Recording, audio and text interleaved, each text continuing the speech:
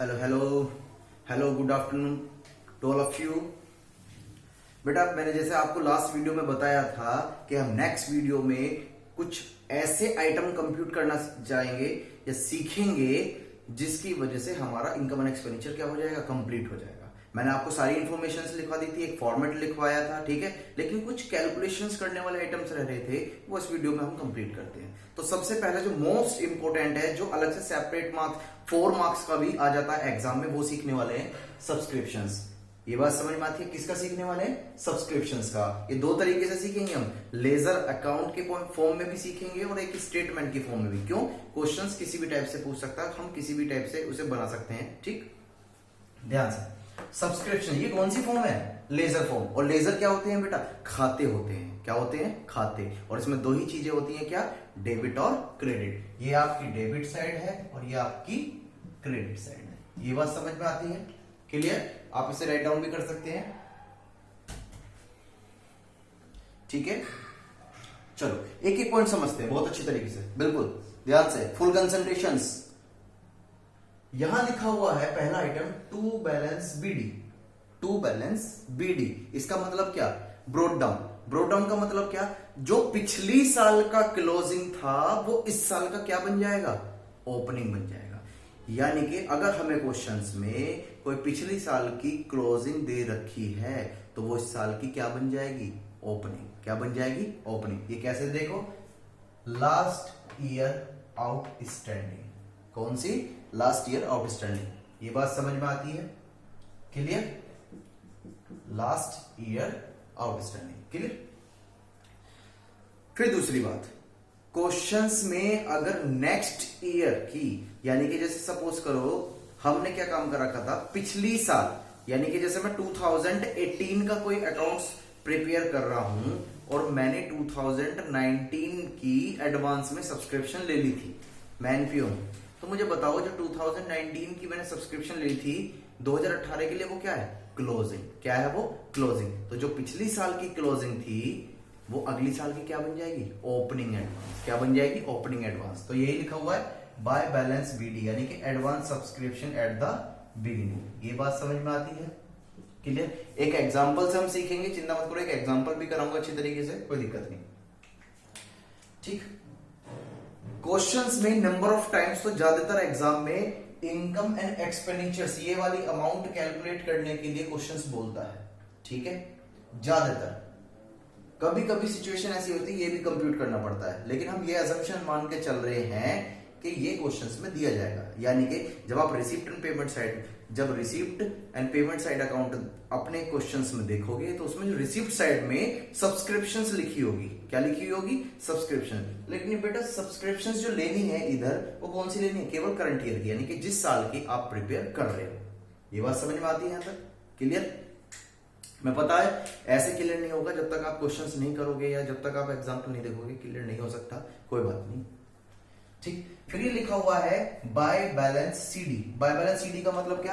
कि जो इस साल की आपकी सब्सक्रिप्शन बची हुई है, यानी कि जो आई नहीं है, यानी कि जो मिलनी बाकी है, तो वो क्या कहलाएगी? इस साल की आउटस्टैंडिंग। तो वो किधर लिखी जाएगी? By balance CD, outstanding subscription at the end. ये बात क्लियर समझ में आती है? क्लियर?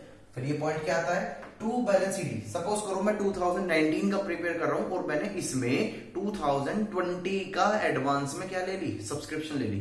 क्या ले ली? सब्सक्रिप्शन।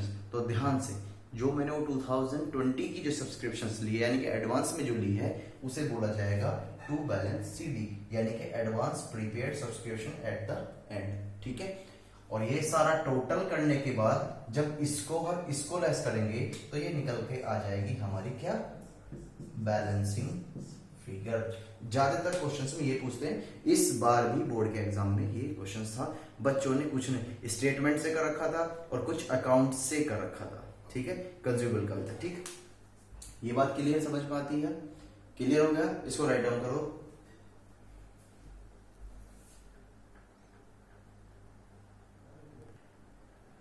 इसको राइट डाउन करो एग्जाम्पल को, वीडियो पॉज करके, फिर इसको समझते हैं हम, जो मैंने आपको भी फॉर्मेट समझाया था। ये बेटा उसका सॉल्यूशंस है।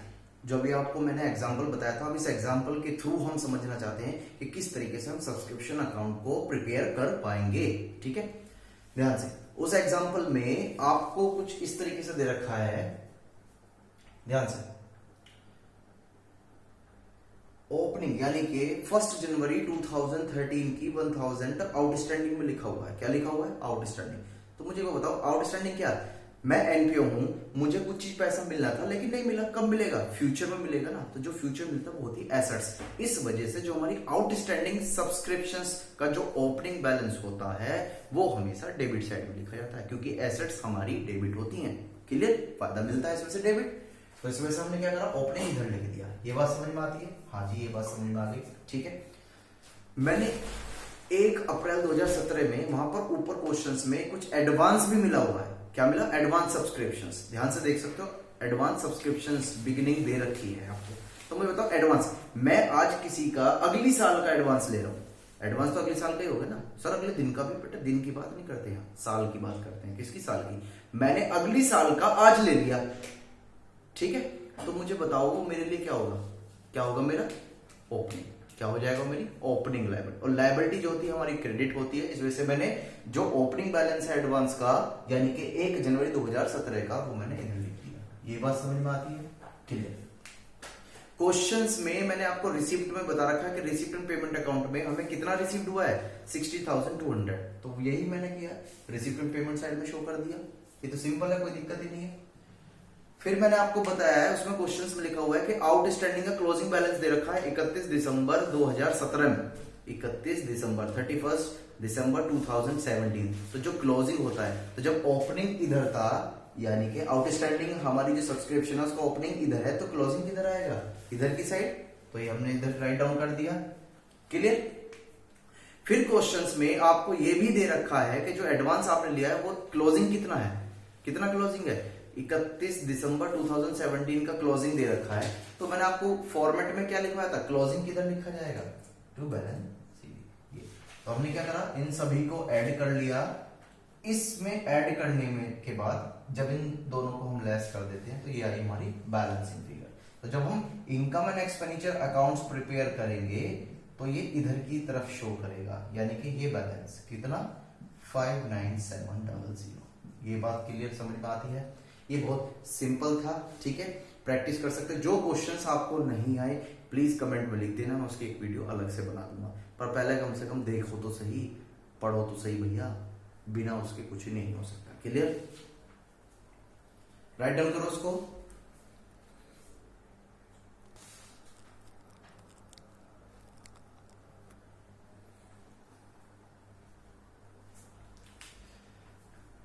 बेटा लेजर से हमने सीख लिया था। ठीक है, लेजर से आप और अच्छी तरीके से तभी कर पाओगे। सर वो तो हमें रटना पड़ रहा है, ये वो है। मुझे समझ में आ रहा है, थोड़ा सा जरा ध्यान से समझ रहे हैं। अकाउंट्स जो लेजर से आप सब्सक्रिप्शन अकाउंट प्रिपेयर करोगे वो बेटा प्रैक्टिस से होगा। पर नंबर ऑफ स्टूडेंट्स मैंने चेक किया है, जब मैं बोर्ड की कॉपी चेक करता हूँ ज्यादातर इस तरीके से सॉल्व करते हैं स्टेटमेंट। इसको समझ लेना, उसको समझ लेना, कोई दिक्कत नहीं। पेपर में जब क्वेश्चन आता है तो आप बस आंसर सही चाहिए। ठीक है, तो ध्यान से समझने से क्या कहते हैं। मैंने आपको बताया था कि जब हम इनकम एंड एक्सपेंडिचर अकाउंट्स बनाएंगे तो वहां क्या लगेगा? मैचिंग कंसेप्ट, या जिसे हम रिवेन्यू के नाम से भी जान सकते हैं, रिवेन्यू कंसेप्ट। ठीक है, तो वो ये बताता है कि उसी साल के खर्चे लो और उसी साल की इनकम लो जिस साल का प्रिपेयर कर रहे हो। ये बात समझ में आती है? ठीक है, तो इस कंसेप्ट को ध्यान में रखते हो देखो कैसे सीखते हैं। Statement of subscriptions account. बेटा इसमें डेबिट क्रेडिट नहीं होते क्योंकि ये स्टेटमेंट है, अकाउंट नहीं है। और अकाउंट में ही डेबिट क्रेडिट होते हैं, स्टेटमेंट में नहीं होते। ठीक है, ध्यान से। Subscription receive during the year. ध्यान से, जो सब्सक्रिप्शंस हमें मिली है इस साल की है, तो मुझे बताओ मैचिंग कंसेप्ट के अकॉर्डिंग क्या करेंगे? उसे हम लिखेंगे। हाँ, क्योंकि सर वो इस साल की। वेरी गुड, बहुत अच्छे समझदार, लगता है 4 बादाम खा गए, बहुत बढ़िया।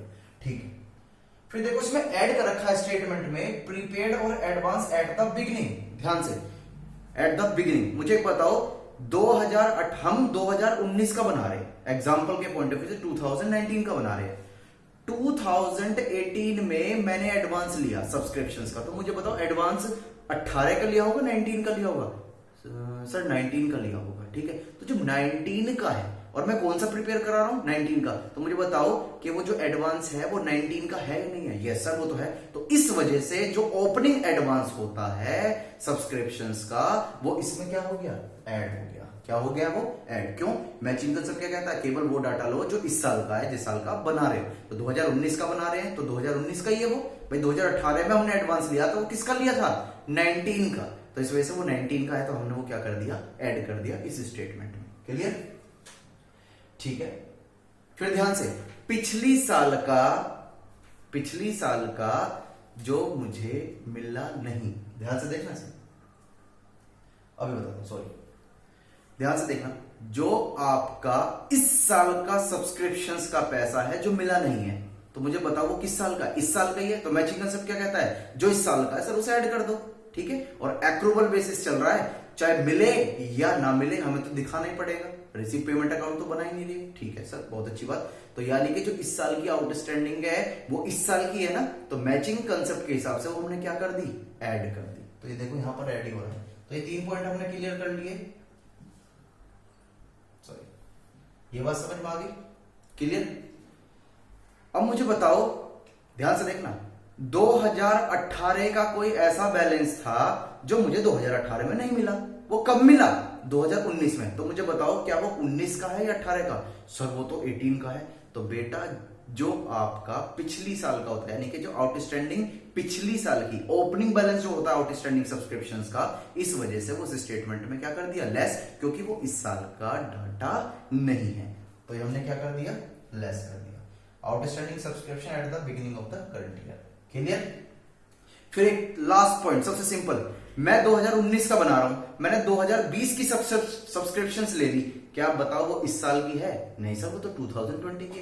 तो बेटा मैचिंग कंसेप्ट कौन सा ऐड करोगे, केवल जो सर 2019 का है, और वो कौन सा है, एडवांस जो लिए 2020, तो उसे हम क्यों ऐड करें, तो उसे क्या कर देंगे हम, लेस। तो इस वजह से ये क्या कर दी गई, लेस कर दी गई। ये ब्रैकेट के जो बेटे निशान है लेस को डिफाइन कर रहे हैं। ठीक है, ये बात समझ में आ गई स्टेटमेंट? तो बस ये सारा आइटम हमने क्या करा। सर ये डिटेल अमाउंट क्यों लिखा हुआ, बेटा देखो ऐसे लिखा हुआ, ये ऐड की वैल्यू हमने टोटल ऐड करके यहां लिख दिया। क्लियर? अब जो लेस की वैल्यू है इनका टोटल करके हम कहां लिख देंगे, यहां पर।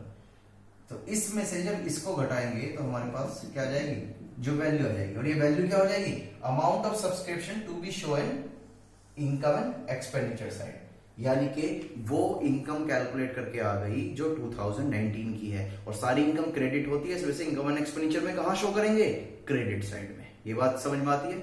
राइट डाउन करो ये कंसेप्ट।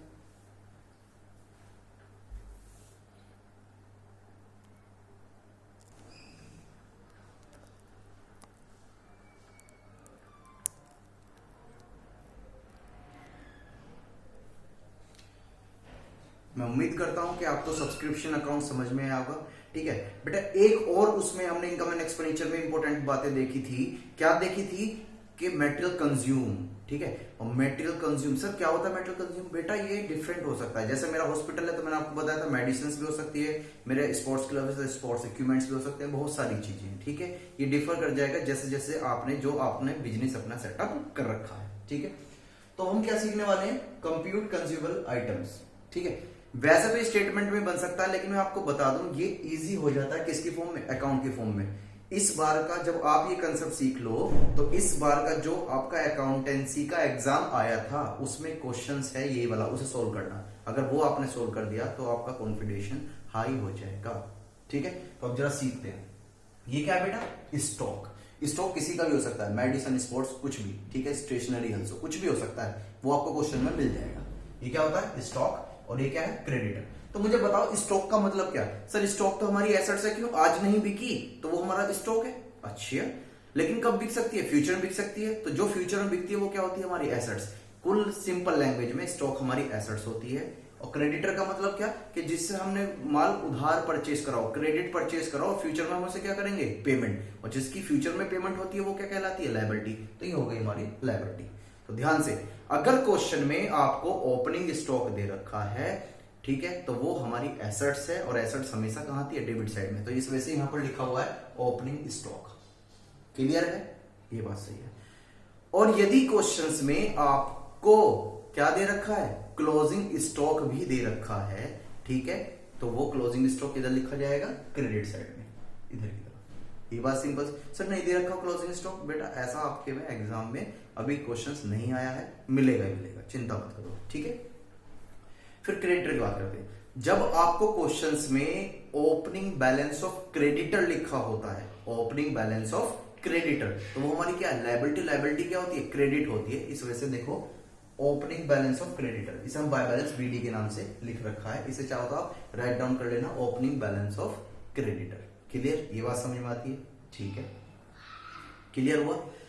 और अगर आपको क्वेश्चन में क्लोजिंग बैलेंस ऑफ क्रेडिटर दे रखा है, क्लोजिंग बैलेंस, तो वो किधर आ रहा है, देख लो ये लिखा हुआ, यहां पर भी लिख लेना क्लोजिंग बैलेंस ऑफ क्रेडिटर, ठीक है। तो हम कौन कौन से पॉइंट सीख गए, ये भी हमने कवर कर लिया, ये भी कवर कर लिया, ये भी कवर हो गया और ये भी कवर हो गया, ठीक है। तो बहुत सिंपल है। कभी कभी सिचुएशंस, जैसे इस बार एग्जाम में आई हुई थी, एक सिचुएशंस क्या हो सकती है कि हमने क्रेडिटर को पेमेंट कर दी एडवांस में। मुझे वो बताओ, मैंने क्रेडिटर को, ये मेरा क्रेडिटर है, इसको एडवांस में पेमेंट कर रखी है, ठीक है, एडवांस में पेमेंट कर रखी है, तो मुझे बताओ उसका बेनिफिट कब मिलेगा, फ्यूचर में। सर क्यों, जब मैं इससे फ्यूचर में माल खरीदूंगा तो क्या ये मुझसे दोबारा पेमेंट लेगा, नहीं लेगा ना। तो जिसका बेनिफिट फ्यूचर में मिलता है वो होती है हमारी एसेट्स।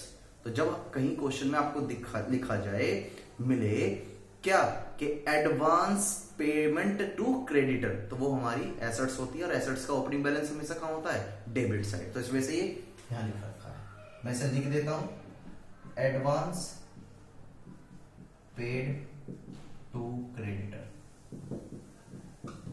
क्लियर, यहां पर भी लिख लेते हैं ओपनिंग बैलेंस ऑफ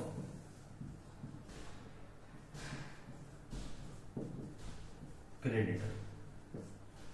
क्लियर, ये बात समझ में आती है। तो एसेट्स का, और क्वेश्चन में आपको ये भी लिखा हो सकता है कि closing balance of advance payment to creditor, यानी कि आपको क्लोजिंग बैलेंस भी दे रखा है कि जो आपने क्रेडिटर को एडवांस में पेमेंट कर रखी है, तो किधर आ जाएगा, इधर की तरफ। जब ओपनिंग इधर आया तो क्लोजिंग किधर आ जाएगा, इधर। ये बात समझ में आती है, क्लियर है। तो हमने कितनी बातें ये भी सीख ली और ये भी सीख ली, ठीक है। पॉइंट, कभी कभी क्वेश्चंस में ये लिखा होता है कि पेमेंट करी है स्टॉक परचेज करने के लिए, पेमेंट करी है स्टॉक परचेज करने के लिए, ध्यान से, पेमेंट करी है स्टॉक परचेज करने के लिए, ठीक। अब उसमें ध्यान से देखना, उसमें क्या हो सकता है, यानी कि परचेज करने के लिए जो पेमेंट करी है वो क्या होगी आपकी, कैश परचेज। क्या हो गई, कैश परचेज। क्या हो गई हमारी, कैश परचेज। ध्यान से, अगर क्वेश्चन में क्रेडिटर की इंफॉर्मेशन नहीं दे रखी तो क्वेश्चन बहुत सिंपल हो जाता है कि उस जो परचेज कैश में दे रखी है उसे यहां लिखो, ओपनिंग और क्लोजिंग हो गया, ओपनिंग में ये जोड़ा, यानी कि इतना तो हमारे पास बैलेंस था, इतना और परचेज कर लिया।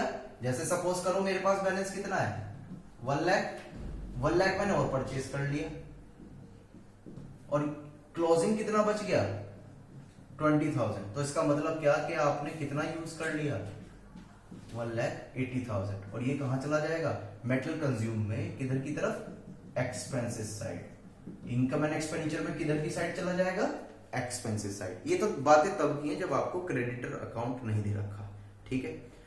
और यदि आपको क्रेडिटर अकाउंट दे रखा है तो सबसे पहले आप उसे क्लोज करेंगे। सर क्यों करेंगे, हो सकता है कि आपकी उसमें क्रेडिट परचेज निकल के आ जाए, यानी कि वो माल जो आपने उधार परचेज करा है, कैश परचेज करा है उसकी इंफॉर्मेशन तो दे रखी है, लेकिन उधार परचेज करने की इंफॉर्मेशन नहीं दे रखी, लेकिन आपको एक इंफॉर्मेशन दे रखी है किस चीज की, क्रेडिटर की। तो हो सकता है कि क्रेडिटर उधार परचेज निकल जाए, ठीक है। तो ध्यान से, जब भी हम अपने क्रेडिटर को पेमेंट करते हैं, तो जब मुझे बताओ मैंने अपने क्रेडिटर की पेमेंट कर दी तो मेरी लायबिलिटी बढ़ी है घटी, सर आपकी लायबिलिटी घट गई। तो जब लायबिलिटी डिक्रीज होती है तो उसे क्या करते हैं हम, डेबिट करते हैं। बेटा ये डेबिट क्रेडिट रूल्स आपने 11th में पढ़ ली होंगे। तो इस वजह से जब पेमेंट करिए तो किधर आ गया, डेबिट साइड में। तो हमने क्या काम करते हैं ये भी सीखे, इसको ऐड करा, और इसको ऐड करने के बाद जब हम इन दोनों बैलेंस को क्या करेंगे, लेस, तो यहां पे बैलेंसिंग फिगर निकल के आएगी क्या, क्रेडिट परचेज। क्या निकल के आ जाएगी, क्रेडिट परचेज निकल के आ जाएगी। तो इस वजह से कहता हूं अगर क्रेडिटर अकाउंट दे रखा है तो पहले इसे क्लोज करें, क्या पता क्रेडिट परचेज निकल जाए, ठीक है। तो हमने क्या काम करा, क्रेडिट परचेज निकल गई। तो ध्यान से, कैश परचेज थी हमारे पास, क्रेडिट परचेज, तो दोनों परचेज को ऐड करके हम कहां लिख देंगे, यहां पर। ये बात समझ में आ गई। फिर से वही प्रोसेस, इसमें ये हमने इतना तो था, इतना परचेज किया तो ये आ गया, इतना हमारे पास बच गया, तो इतना जो है वो हम क्या कर चुके हैं, यूज कर चुके हैं। क्या कर चुके हैं, यूज। और ये कहां पर आ जाएगा आपके, कहां पर जाएगा, इनकम एंड एक्सपेंडिचर अकाउंट में, एक्सपेंसेस साइड में, यानी कि अगर हम अलग बात करें डेबिट साइड, कहां जाएगा ये, डेबिट साइड। ये बात समझ में आ गई, ये पॉइंट क्लियर हो गया आपका, ठीक है। एक पॉइंट और भी होता है सर, अगर क्वेश्चंस में, मैं सिंपल तरीका बता देता हूं, इसको सिंपल कर देता हूं एक,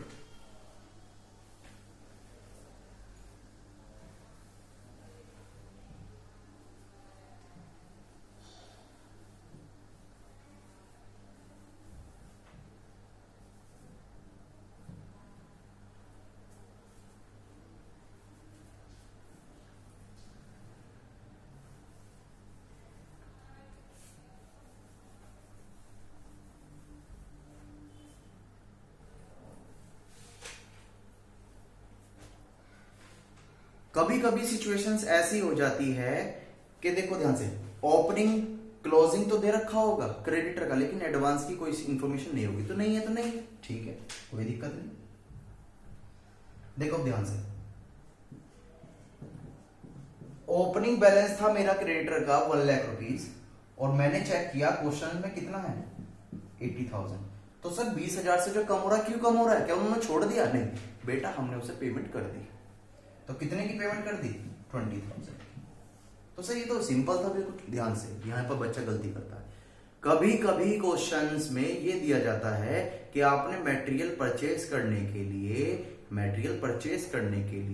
क्या करिए, पेमेंट करिए। तो ध्यान से, इस क्वेश्चंस में भी ऐसे लेके चलते हैं, ओपनिंग स्टॉक दे रखा है 1 लाख रुपीज का, और क्लोजिंग स्टॉक है आपका 20,000 का।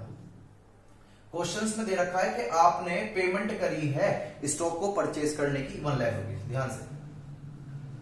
लेकिन बेटा ध्यान से, इस पेमेंट के अंदर वो पेमेंट भी इंक्लूड होती है जो आपने क्रेडिटर को दे दी, और यहां पर क्रेडिटर को कितनी दे दी, 20,000 रुपए। तो इसका मतलब आप इसे यहां पर कैसे दिखाओगे, ये 20,000 लेस करने के बाद जो वैल्यू आई। ये बात समझ में आती है, क्लियर हो गई ये बातें, क्योंकि पेमेंट अलग होती है और परचेज अलग होती है। अगर परचेज निकलती है क्रेडिट परचेज, तो उसे हम लिख लेते, लेकिन इस क्वेश्चंस में क्या लिखा हुआ है, पेमेंट करिए और 1 लाख रुपए हमने पेड करे हैं, तो इसका मतलब क्या, उस 1 लाख रुपए में ये 20,000 ऐड है, तो इसे हम लेस करके लिखेंगे यहाँ 80,000। ये बात क्लियर हो गई। फिर से वही वाली बात है, 180 टोटल इनका हो गया कितना, 180, और बैलेंस यानी कि जो हम कंज्यूम कर चुके हैं वो कितना आ गया, 60,000। अगेन वही इनकम एंड एक्सपेंडिचर में डेबिट साइड में आ जाएगा कितना, 160। इसका कहीं भी कोई रोल नहीं होगा, केवल